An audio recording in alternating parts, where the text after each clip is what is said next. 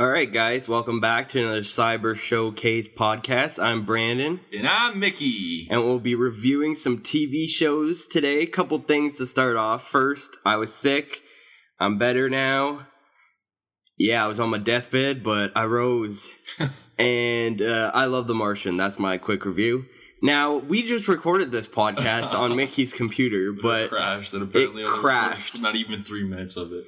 So we are re-recording this, so if it seems like, I don't know, we're rushing or we're not saying our full thoughts or something, you know, because that can happen when you record it the second time. You already said what you wanted to say, so you kind of just... It's funny if you say something funny. Yeah, it's just like... So if it sounds weird or anything, it's just we've already recorded this, but it didn't work.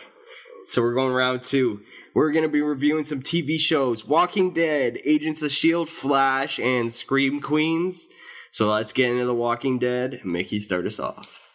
Not a big fan of this episode. When you think Walking Dead, the first episode of every season is really strong.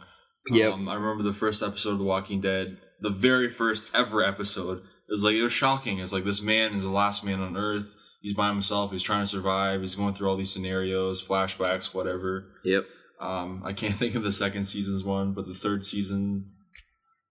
I can't think of any of the previous seasons, actually. So, but yeah, they're always memorable. strong, and you always remember it. And it's always like right before the credits, there's like a cliffhanger or something really important happens. Yep. That explains something about a character. But nope. This episode was really disappointing. It had so much potential. The opening scene is like, oh, you see this huge horde of walkers. It's supposed to be like shocking to you, but it's like we're already really desensitized to everything. Yep. Because we've seen all these walkers. Like I said before in the previous podcast, I could see 3 and I'm okay, as long as they use them properly. The biggest faults, I think, for this episode is the visual effects. Because they were very lackluster. Yep. Especially that scene where in the cliff. Was it when the truck falls, or is it after? I'm pretty sure it's when the truck falls. When the truck falls, you see all those walkers falling, and it looks really bad. It looks like something run on Windows 98 or like N64. What else? I'm trying to think. This is like just a lot of nonsensical things. Like they're in this gorge or wherever they are in this canyon, and they're all like. I'm sure not all of them are that dumb. They can climb over... It's not like they're over in a ditch. They can climb over hills and stuff. They're all like in a line and like there's the V shape of trucks. The very first episode of the first season, they climbed under a tank. I'm sure at least 1 or 2 of them know how to climb under things. Yeah. And then others will follow. That alignment made no sense to me. Yeah. A lot of people have been hating on this show recently. And I don't get it because recently, up until this episode, I thought it's been some of the best episodes we've seen. Mm-hmm. And everyone was loving this episode, and I absolutely hated it. I hated it too. Everything Mickey said, I agree with. Let's talk about the black and white. Oh, the black and white. Oh, that was just stupid. It was so annoying. It was just like... I get what they're doing with the past, and they talked about on The Talking Dead. I'm going to bring up The Talking Dead a bit. They talked about how they thought about doing different color tweaks. Like sepia or changing in tone. Yeah, and they're like, oh, that it would have made it too happy looking. It's like, no, it wouldn't have. Yeah, this is what they should have done. They should have took like a grain filter for like, you know how film looks different than video when you're filming it? Yep. Took a grain filter, even because I know they're shooting video. Put that on the past so it looks different. You can differentiate from the thing. It's like, oh, this is past, this is present. Not like change it black and white, because for those of you who don't know, they do a lot of recaps in black and white of the previous seasons. Why would you, like, I understand it's a stylistic choice, but even if you're doing that, change the color of it. Change it to sepia or like really saturated or undersaturated. Just change it to so it feels like it's in the past. Yeah, exactly. Don't confuse people. What else didn't I like? There's no, like, that's, like, why are they, like, taking the walkers? Yeah. The canyon. Yeah. They never explained that. Yeah, they was just like they had to get these walkers all the way to a different spot. And it was just like, okay, why? And then, like, there was, like, this one scene where the walkers started just getting, bam, it was like they were getting sniped. Hitting their heads off the wall. Yeah.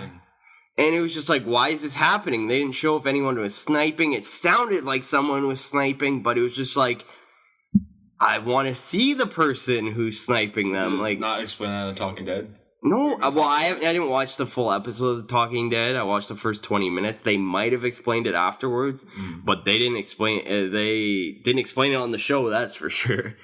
I also didn't like, which they touched on in The Talking Dead, the horn at the end that gets all the walkers to go to the forest towards Rick and them. They really pushed that. Who could it be? It could be anyone. It could be that boy. It could be the wolves, or it could be a random new person. Da da da. No, it's clearly the wolves. They hyped up the wolves all towards the end of last season. Why would it be a random new person or this new guy, kid, unless they teenager? Completely sidetracked it, like they did Morgan versus Rick. Yeah, and like the season premiere trailer, the season trailer. They pushed, it's Morgan versus Rick. Who is going to take over Alexandria? Blah, blah, blah. Blood will be shed. It's like and the first episode, everyone's fine with Rick. Yeah. The one that pissed me off the most was Michonne because she was the most angry. She knocked him out. Yeah. If anything, she should have been more pissed off at him for the things he did in this episode. But now she's like, oh, you're just doing his job. Okay. Yeah. This writing as much as we're complaining, I think it's the writing that is most at fault here because it makes no sense for half the things that are happening. And a couple things I did really like. Eugene, loved his character in this episode. Hilarious. I'm not a big fan of his, but they wrote it really well. That hair game line was hilarious. I really liked the different emotions she showed. It was a really great job by the actor. And I really liked the scene where it was in the past. The guy could have killed Eugene. Rick comes in, saves Eugene. Rick could have killed him. He doesn't. And Morgan's like, I knew you weren't going to kill him. That's just not who you are. And then Rick ends up killing him because he's bit by a zombie and turns around and Morgan's right there. And it's interesting because I don't know how Morgan felt about that. I think it was a really good job by the actor not showing... He didn't show anything. He wasn't shocked. He wasn't impressed. I honestly don't know if he was like, I understand. He would have turned, blah, blah, blah. Or if he was like, man, Rick shouldn't have killed him. What the hell? Like, he didn't show any emotion, so that was good. Other than that, really bad episode. Yeah, I give it a 6. I give it a 5. Okay, Agents of S.H.I.E.L.D. Yeah. Not a big fan of this episode. No, it's declining. Yeah, there's faults. It's like from like a strong first episode is slowly declining. Yep. There is some highlights though. Yep, definitely better than Walking Dead. The Agent Coulson and the new director of that other organization flirting was really cool. Yeah, really good scene between those two. I love Clark Gregg as an actor. I think he adds something really original to the TV show, and I'm glad they brought him back. He kind of reminds me of like their version, like Agents of S.H.I.E.L.D. version of Chris Pratt. Yes, I could see that. Because he riffs a lot. Like, he doesn't usually do things on the script, like when he's telling jokes and stuff. Yeah. But that was really cool. The Fight Club homage. Oh, yeah, that was so sick. With, I always forget Nick Blood's character's name. Yeah, the British guy. I just call him the British guy. And Agent May there, too. And, like, when he stops and looks at the camera, he's all bloody. Yeah.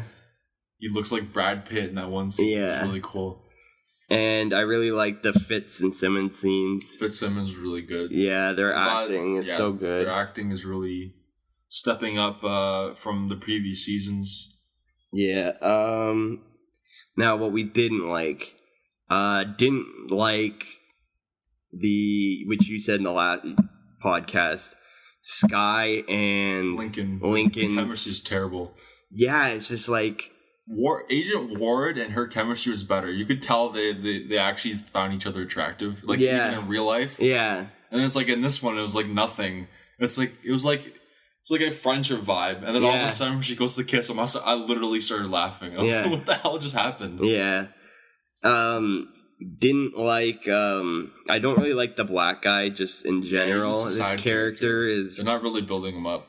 I feel like he was more stronger in the second season. Yeah, I really hope they kill him off. As bad as that sounds. I don't really care for him anymore. Yeah. What else didn't I like?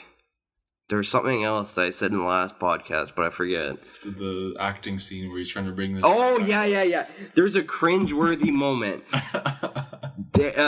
Lincoln, the electric guy, is trying to revive his friend who he just killed. And he is using his electric powers as, like, a defibrillator. And the guy who is getting revived, my God, the worst acting I've ever seen. He's flopping around like a fish.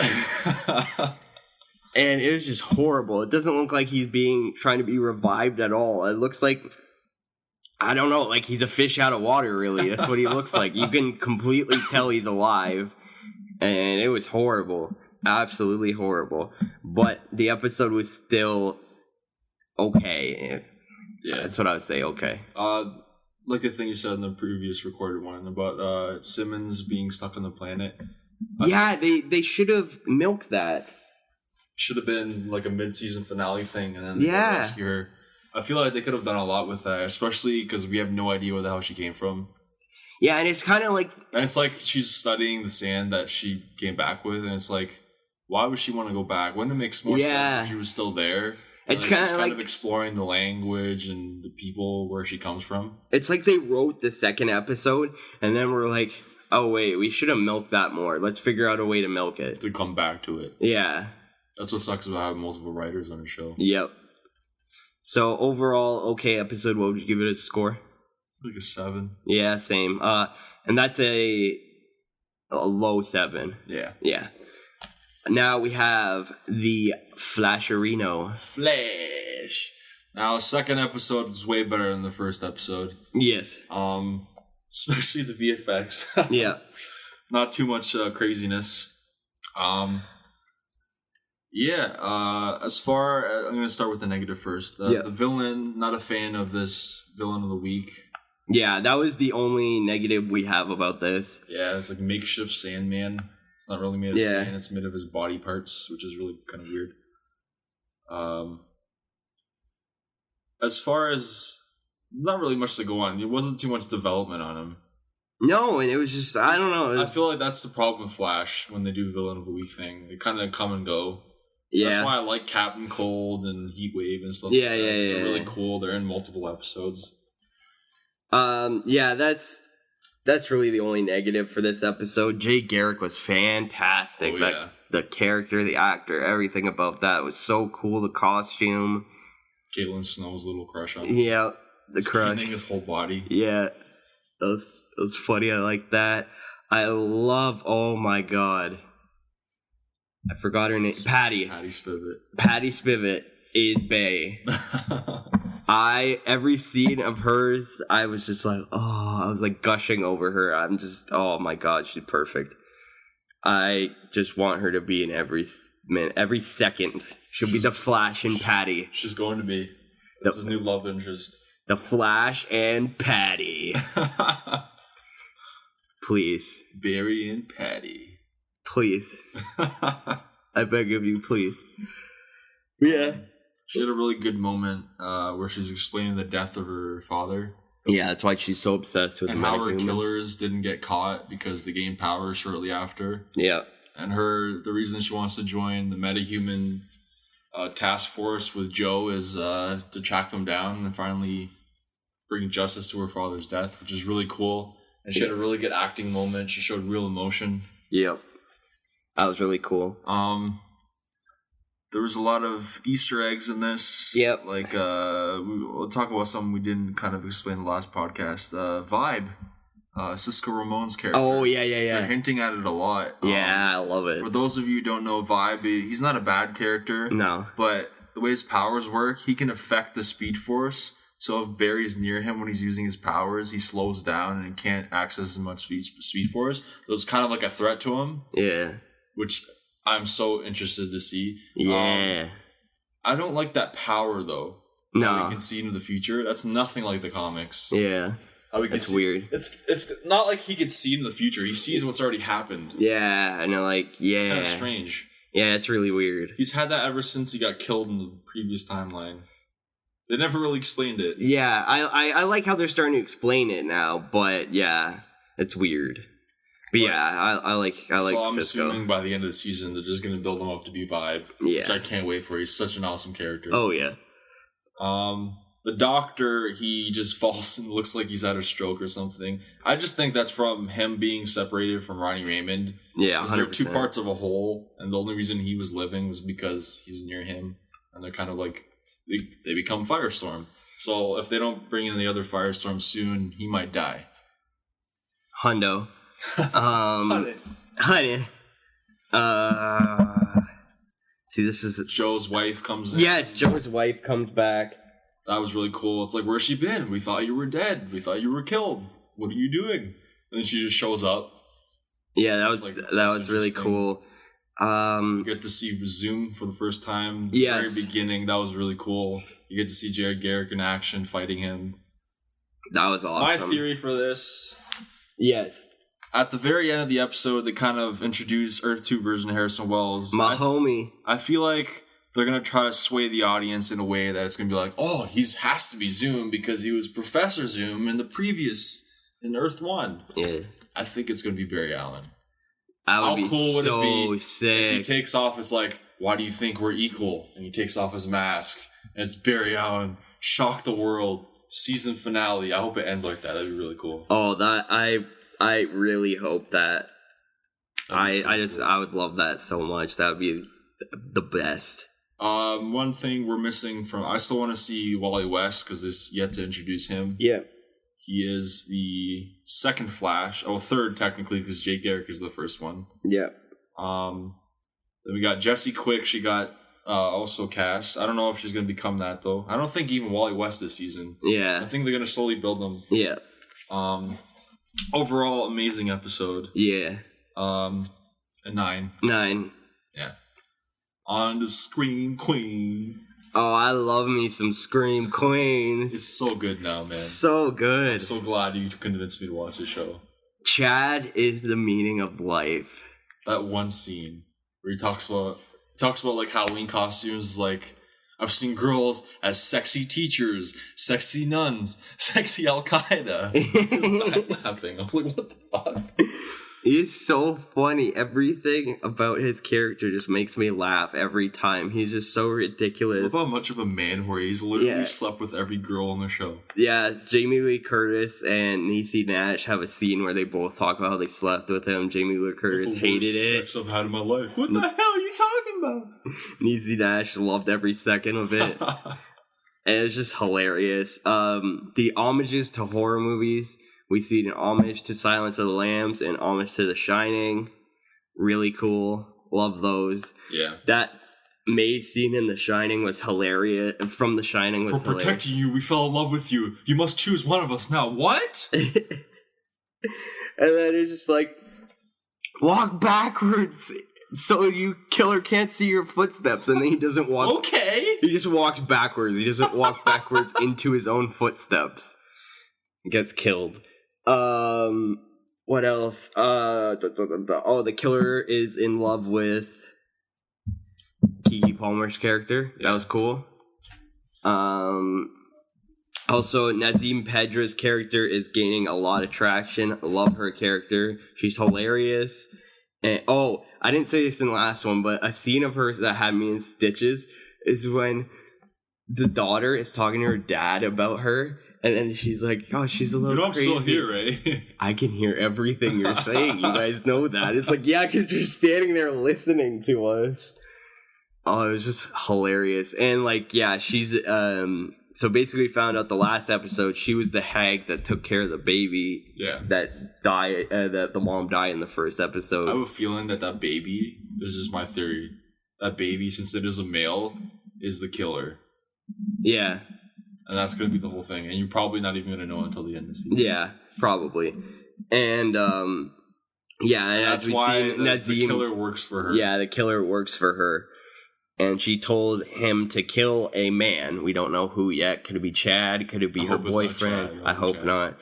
I'm hoping it's the black British guy. Okay, yeah. Because that would be like a main character where it's just like, ah, but because I like his character, I like the interactions he had with Keke Palmer. They're funny. Yeah. But yeah, he would be definitely expendable. What else?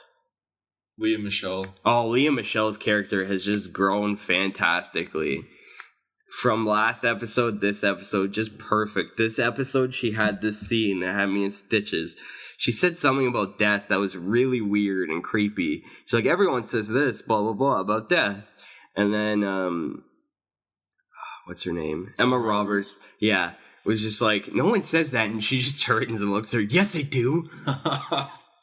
And then another scene, Emma Roberts and Abigail Breslin are fighting, and Emma Roberts is just like, you could either put on the outfit or you can leave. There's the door. And then Leah Michelle's just like, there's the door, bitch! You know what so funny. Defeated now, bitch! It's not exactly like that. But, yeah, it's so funny. Leah Michelle, and the last episode I didn't get to talk about, Leah Michelle and, I don't know the actor's name, but Chad, the character Chad, every scene they were in was hilarious. So he's just like, alright, we're doing it now, here on the grave. Oh, so funny. I honestly, there's no negatives for me about this episode, really. I can't really think of any. It's like usually shows like this are really formulaic, but it's like random stuff happens and it works. It's a really well-written show. I didn't talk about the last podcast. That opening to the last episode that I didn't get to talk about the podcast. One thing I like too. The Instagram Chanel-a-ween. Chanel-a-ween. It was so random and so I think it's making fun of Taylor Swift thing, because she does that all the time. It's so funny. Oh, and then that reminded me, how when Chanel goes to prison in this episode, the Orange is the New Black characters. I was just gonna say that. Did that not remind you? It's like the three girls from Orange. I don't even watch Orange is the New Black, but I know 3 girls are. Yeah, I know just because seeing them, everyone talks about them. They had actual 3 girls from Orange is the New Black, and she is tight with them in jail because she sent one of them a Chanel-a-ween gift. But then she gets bailed out. Oh, that scene made me die too. When she gets bailed out, and the one he's like, "How'd you bail me out?" And the one girl's like, "Oh, I told my dad textbooks were getting expensive, so he sent me $300,000." It's like, what? That's Billy Lord. That's Chanel number 2, 3. Chanel number 3. Yeah, Chanel number 2 was Ariana Grande. Plays Princess Leia again. Oh, yeah. You're an idiot for not knowing this. Wow. Oh, I can see her face. Oh my god, I feel like an idiot. Carrie Fisher. Oh my god. I don't know why I thought fish in my head. But yeah, Carrie Fisher's daughter. That's her daughter. Yeah. She's funny. I like her. Sorry, it was like a big gap. Something I remember you said in the podcast, which is an interesting theory. You have a feeling the killer might be the lesbian girl because there's not a lot of. There's no character development. She just kind of just shows up, and like I don't recall her being in any of the scenes where the killer shows up either. Yeah, and like that scene with her and Carrie Fisher's daughter. Because they're 2 killers. That means there's a guy and it could be another person. Yeah. Yeah, they had her and Carrie Fisher's daughter. Carrie Fisher's daughter is kind of like, oh, I can be your alibi too, and they kind of didn't really. Yeah, that could be something down the road if she is. But they really do a good job of saying like anyone can be it. Yeah. Yeah, awesome episode. It would be shocking if the main character, that new chick, is the killer. Like one of the killers. Oh, the one with the dad. Yeah. Yeah. How shocking would that be? It would be really shocking. But I wouldn't be surprised if that makes sense. Because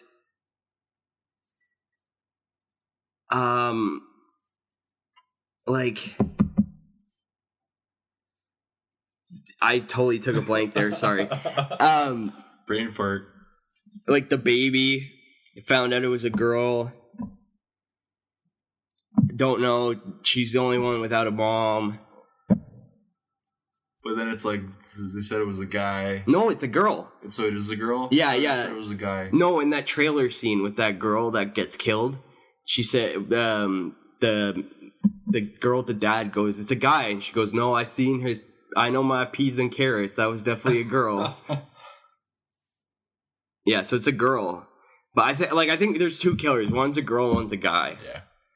So she could be one of them. Yeah. Overall, amazing episode. Yeah, 10 out of 10. 10 out of 10. Love this series.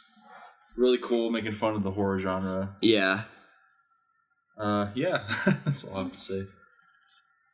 Hope you guys enjoyed this. Yeah, social media links below, Twitter, Facebook. If you haven't liked the page for our podcast, please like it, show that support. Keep helping our page grow. I'm Mickey. I'm Brandon. Until next time, folks. Peace!